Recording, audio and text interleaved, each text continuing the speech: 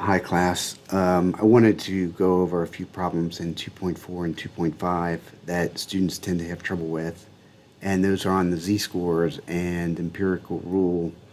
So let's talk about that.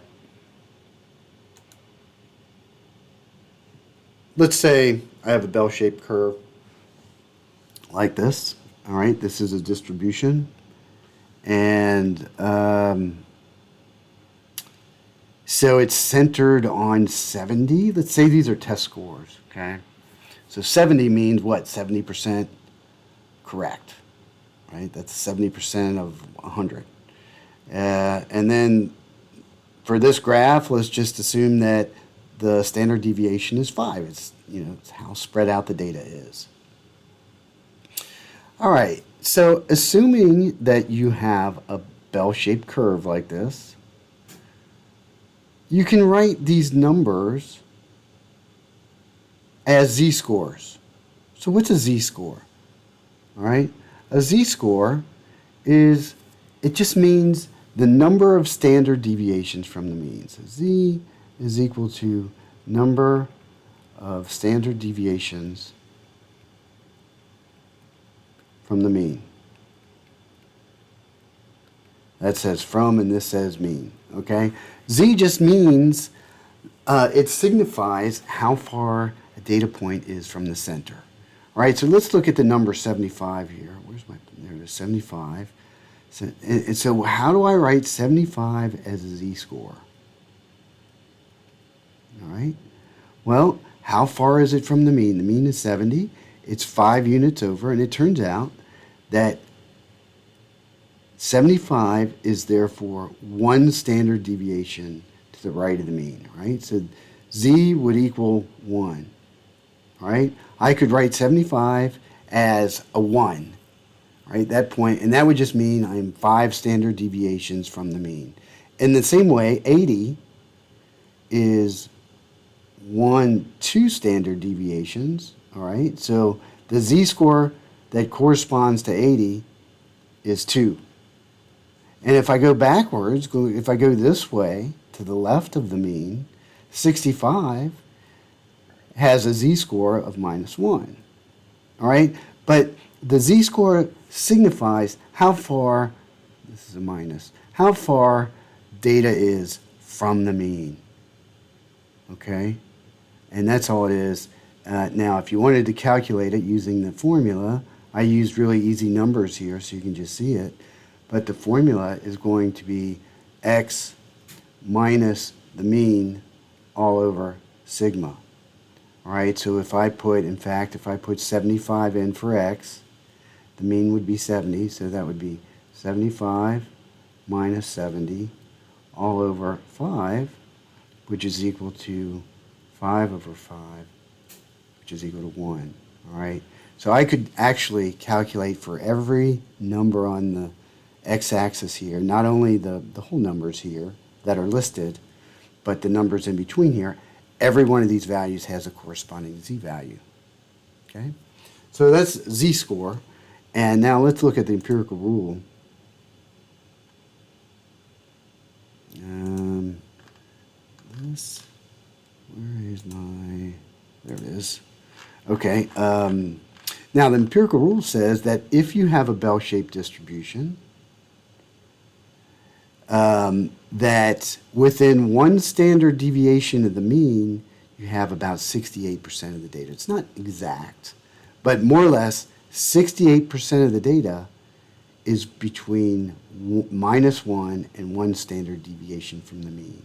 If you go 2 standard deviations, you'll have 95% of the data.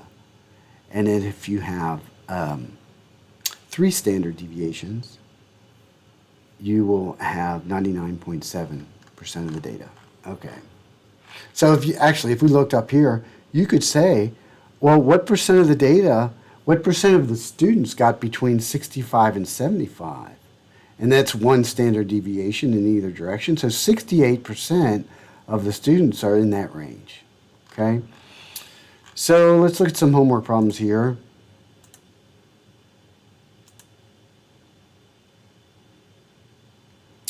Let me try this one here.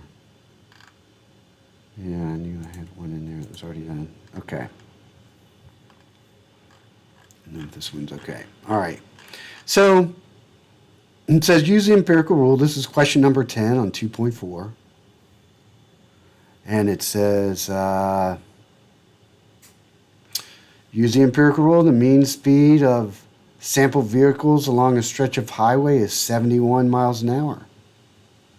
All right, standard deviation of 4. Estimate the percent of vehicles whose speeds are between 63 and 79, all right? So when it says estimate the percent, you know you're going to use the empirical rule. We have to find out how many standard deviations 63 and 79 are from the mean of 71, all right? So we have, let's just say down here, we have 71 here, and on the right we have some cars will go 79, and 63 is down here. So how many standard deviations is this from 63 to 71? Well, 71 minus 63 is going to be, what is that, 8? 8, right? And the standard deviation, there's 4. The standard deviation is 4. So that's actually 2 standard deviations. But since it's on the left, we know that's negative 2. And over here we've got 79. 79 minus 71, of course, is 8. And that's going to be 2 4s, right? Or 2 standard deviations to the right. So the answer here is that 95% of the data is between 63 and 79 because 63 is minus 2 standard deviations to the left and 79 is 2 standard deviations to the right, right? So kind of looks like this, more or less.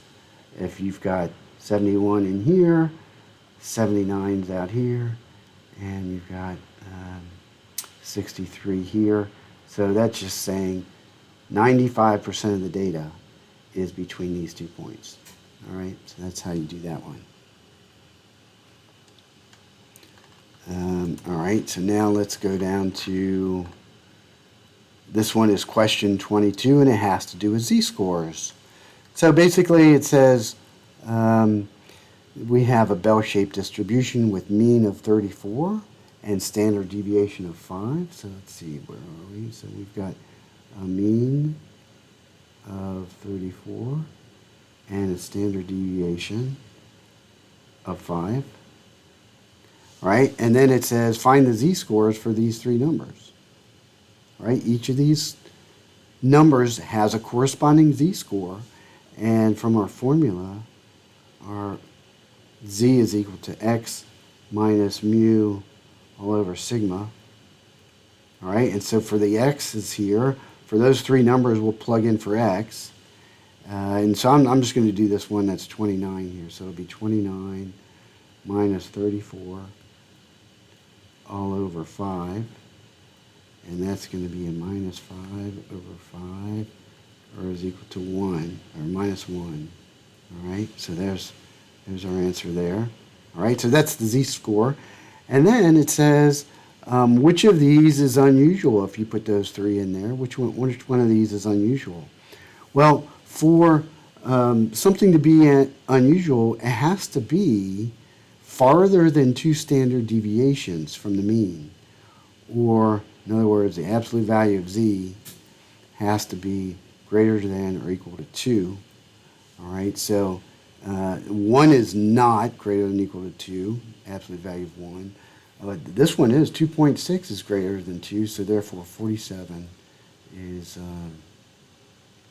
unusual. All right, if the z-score is greater than or equal to 2, the absolute value of the z-score, then it's unusual. All right, last part here. Let's do this 29 one down here. So it says determine the percentiles for each of these. All right. The 29-day fruit fly corresponds to a percentile of 16. All right, so how do we find that out? Well, we know that 29 had a z-score of -1 from up here. Okay? And so that means, like if this is the mean, minus 1, 1, all right. So the percentile always refers to the percentage of data that is to the left of the data point. All right, so how much of the data is in here, to the left of the data point? And how do we find that out? Well, we can find that out with the empirical rule. Let's see here. Uh-oh.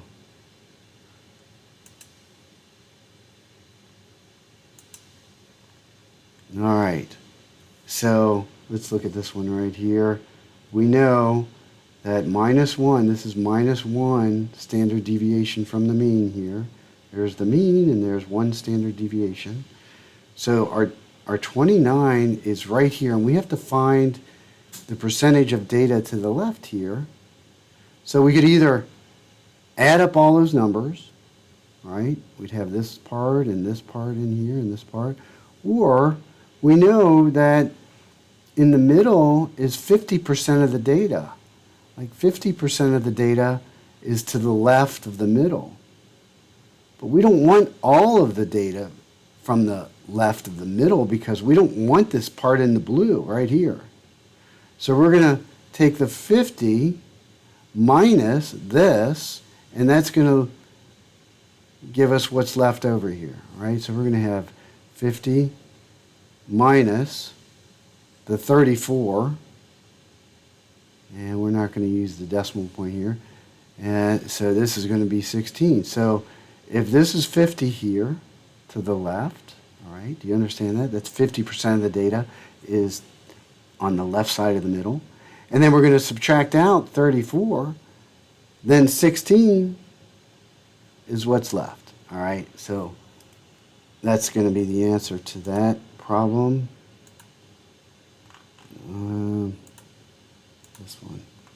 All right, so this is going to be 16, and that's the answer.